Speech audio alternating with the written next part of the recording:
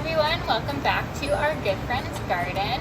My name is Jillian and I am a staff member here at Connections Early Years Family Center, and I'm excited for another week of our Weather Wonders virtual learning course, which is made possible by a very generous grant from the TD FEF Foundation, which does lots of great work around our community, helping the environment in different ways, including making this course possible. So a big thank you to them. Thanks to them, today we can learn about wind. What is wind? And maybe your little ones have an answer for this. Maybe to them, they'll have an answer right off the bat. Maybe they'll want some time to think about it. But a great way just to start, as the wind picks up nicely, just ask that question, what is wind? Why is wind important? How does it affect us in our daily lives? And we are going to explore all of these questions today, as well as give you some fun activities that you can do at home with your children to explore wind in a hands-on way. What is wind? Wind is just the movement of air from one place to another. It has a lot to do with temperature. Same reason that this is kind of coming on and off. Wind can be very strong or very weak depending on different days, different areas, and different climates. Remembering that a climate just means the usual weather in one area compared to another. So maybe you've heard of Chicago being called the Windy City. But a fun fact is that Chicago is not even close to the windiest city.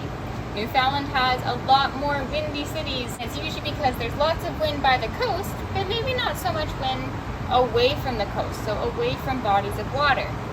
And why is that? A lot of what determines how much wind we get is different weather, different times of year, and different locations. So because Windsor is not near any huge bodies of water in the city, where we are at Connections, we might not get a lot of wind, but if you were to go to the beach one day, it might seem a lot windier. So a fun way to even just try and explore Windsor and learn about different types of wind is maybe bring a pinwheel with you. There's lots of fun little ones that you can create at home, and checking how the wind varies from day to day and from place to place. Wind can do a lot of different things. It can do everything from dry your laundry when you put it out on a warm summer day to uprooting trees when the wind is really strong. It can also create storms and move things from one area to the other. One thing that you might have heard talked about is a tornado, which is a type of storm that happens with wind. So when you're talking about a tornado, it's a big funnel of air that spins. And one way to think about it is if you take a water bottle and you shake it up, you can see the funnel in the middle of the water bottle.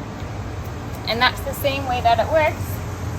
For a tornado, it's just a funnel of air that spins around and around, and it can move some really big objects, from everything from chairs to patio furniture to all sorts of different things, which is why when there's big storms and high winds, we want to stay inside where it's safe. But wind can do lots of good things as well. Some of the great things about wind, and some of the great things that windy weather is good for, is wind can disperse seeds. So if you remember our milkweed pods, they become all little fluff balls that kind of just come out of one seed pod and they disperse, much like a dandelion. And wind helps carry different types of plants to different areas and helps them grow. Also, wind can create energy. If you've ever driven down the highway, you've seen the wind turbines on either side. And as they spin, they're creating energy that we can actually use to power our homes and our cars and other things that we need every day. So, how are some ways that you can explore wind at home with your little ones? And we have a couple of different activities for you to do this. One way that you can explore wind at home is with bubbles. So we have one here that we've had at Connections for a while, but you can also make your bubble solution at home if you don't want to have any of the plastic waste. You can just dip your wand in. We have lots of bubble videos online, so check them out. But bubbles are great on a windy day,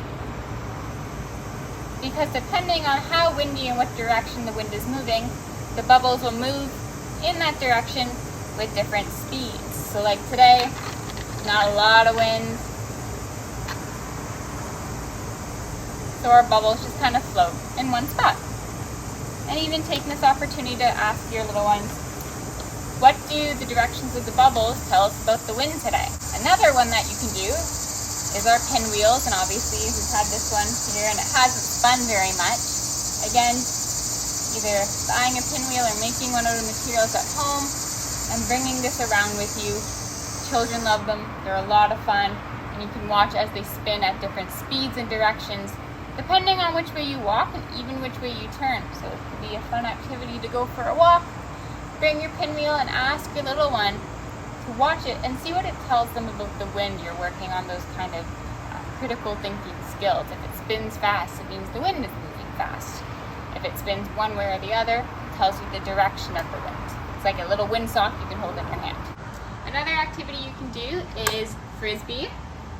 So for this one, there's a lot of benefits to this one. A, teaching your child how to throw a FRISBEE is great for their motor skills. They have to be able to get their arm, body, and even their fingers moving in a certain way to get it going smooth,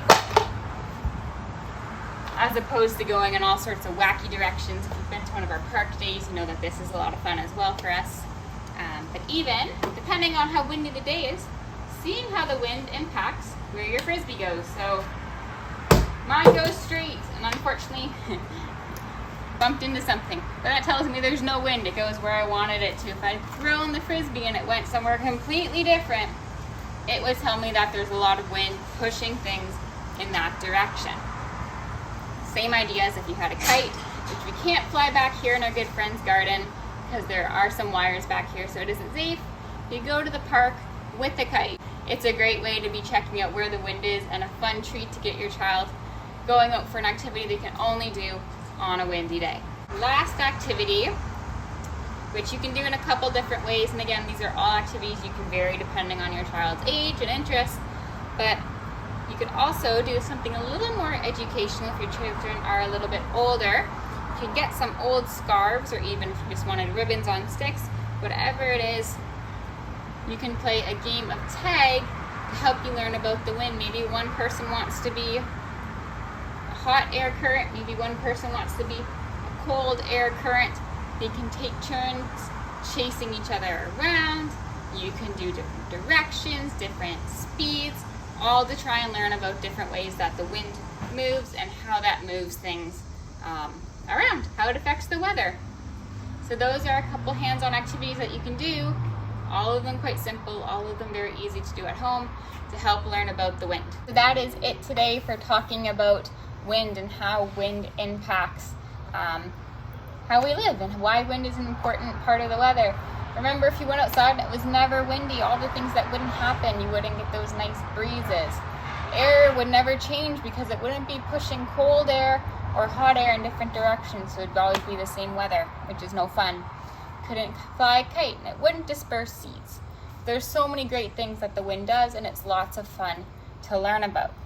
Another thing that you can do to help you learn about the wind is look for one of our Weather Wonders bags. So every week we have a raffle draw where if you send in a picture of your little ones doing a weather related activity or having a weather adventure, or even just a story without a picture, if you send us in something to show what you're learning about, we'll enter your name into a draw for one of 2 Weather Wonder bags. So these include fun activities that you can do at home, FRISBEE, always going to have a weather related book, and also some themed activities again for you to do at home, such as these fun pinwheels that you can try with your little ones. So if you want to try and get your hands on some more fun weather related activities, that is one way to do it, is reach out to us and tell us some of the fun weather things that you're doing.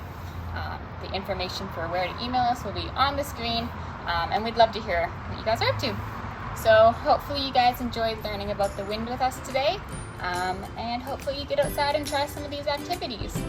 We'll have another couple weeks left of Weather Wonders, so we will see you next week.